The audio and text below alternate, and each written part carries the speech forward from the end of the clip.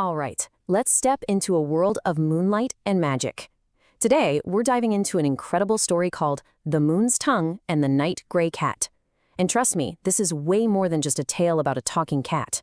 It's all about secrets, the power of quiet observation, and how sometimes the most unlikely heroes can save the day. So let's get into it.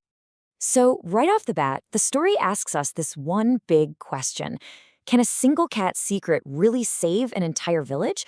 It sounds kind of simple, but as we're about to see, the biggest secrets, the most powerful ones, are usually hidden where you'd least expect them. This is what our whole story hinges on. Can a quiet little friend turn out to be the greatest hero of all? Ah, and there it is. You know a story is going to be good when it starts with those two little words. It immediately pulls you into that classic fairy tale world, a place of wonder and maybe just a little bit of danger. Okay, so picture this. We're deep inside the Silver Hill Forest, a place where the moonlight is so bright it makes the very stones on the ground shine. Now, this isn't just a pretty description, It's a huge clue about the moon's role in all the magic that's about to unfold. And right there, tucked away in the heart of this incredible forest, is our village, Lunaçay. The stage is officially set, so now it's time to meet the stars of our show.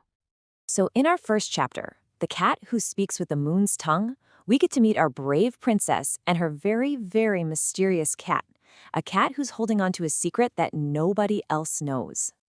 All right, here they are, our two heroes. First, you've got Princess Berila. She's brave, super curious, and has a good heart, just what you want in a princess. And then there's her best friend, Hektor. But Hektor, he's no ordinary cat. That unique night gray fur of his, yeah, that's going to be a pretty big deal. Now, this is where things get really interesting. See, Hektor is like two different cats. During the day, he's just this quiet, almost shy little guy, kind of keeps to himself. But when the sun goes down and the moon comes up, he completely transforms. He becomes this mysterious, wise creature. And you just have to ask, why? What is going on with this cat? And boom, this is the moment everything changes. One night, when Berila is just 10 years old, she hears Hektor speak for the very first time. He just says, "Berila, I have things I must tell you." Can you even imagine? That one sentence kicks off their secret partnership and changes everything. So here's the secret sauce.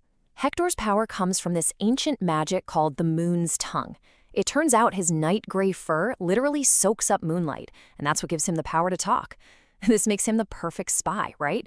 He silently watches everything in the village during the day, and at night, he reports back to Berila. They basically become the secret guardians of Lunaçay.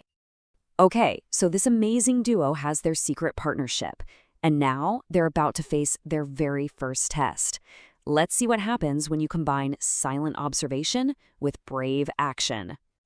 The first crisis hits when Hektor rushes to Berila, whispering, "The water in the village fountain is receding."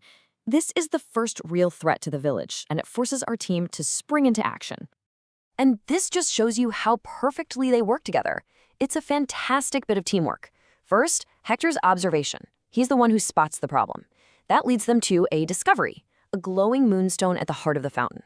The solution turns out to be pretty simple. A little girl admits she took the pretty stone to play with. And finally, the resolution. They put the stone back, and the water starts flowing again. It's a small problem, but it proves just how strong they are together. After it's all said and done, Hektor just sums up their whole dynamic perfectly. He says, "I listen by day, I tell by night. We work well together, my princess. He's the intel, she's the action. They are the village's silent guardians." But you just know this was only a warm-up. Something much bigger is on the way. And yup, here we go. The tension is about to ramp up big time. The peace in Lunaçay is about to be shattered by something coming out of the one place everyone is terrified of, the shadowy valley. This is so cool. Hector's powers are more than just sight. He can actually sense danger on the wind. He tells Berila, "The wind is carrying strange sounds from the shadowy valley." See? He's not just a spy. He's more like a true magical guardian, connected to the nature around him. So they head into the valley, and the story does a great job of building the suspense here. First, there's this eerie silence, which is never a good sign. Then they smell it, the smell of magic. And finally, they see it. The legendary moon mist monster, a creature everyone thought was just a myth, has woken up. But Hector and Berila realize something pretty quickly. This wasn't just some random event. Hector can sense that the magic used to wake this thing up came from somewhere else. This totally changes the game. They aren't just fighting a monster anymore. They're up against whoever woke it up. The real question is, who did this and why? And this, my friends, brings us to the climax of the story. It's the final showdown. Our heroes have to face not only the monster, but also the dark force behind it all. This is literally a battle of moonlight versus darkness. So Berila draws her sword, ready to fight, but Hector stops her. He insists harming it is not the solution. And this is such an important moment. The story is telling us that the answer isn't always violence. Sometimes it's understanding. So listening to Hector, Berila uses some ancient stones to create a gentle melody, and it actually soothes the monster, lulling it back to sleep. A peaceful solution. Just when they think the danger is over, bam, the real villain steps out of the shadows. A sorceress appears and says, "My name is Naxara, and I must extinguish the moonlight." Her goal is simple, absolute evil, a perfect fairy tale villain. Naxara throws a dark spell right at Berila, and without a second of hesitation, Hector leaps in front of her. In that instant, his fur starts to glow with pure, brilliant moonlight. He looks huge, powerful, and he completely blocks the spell. It's an incredible hero moment. And then, in this booming voice that shakes the valley, Hector declares his true identity. "I am no ordinary cat. I am the guardian of the moon." This is it. This is who he really is. Faced with this incredible power she never expected, Naxara is stunned, and she vanishes back into the shadows. So, the battle is won. Lunaçay is safe. But here's the thing. This victory is gonna stay their secret. This final chapter, Silent Heroes, really drives home a key idea. They aren't doing this for fame or glory. They just want to protect their home. Later that night, back at the palace, Hector whispers this piece of wisdom to Berila. Darkness shows those who can see with the right eyes where the light comes from.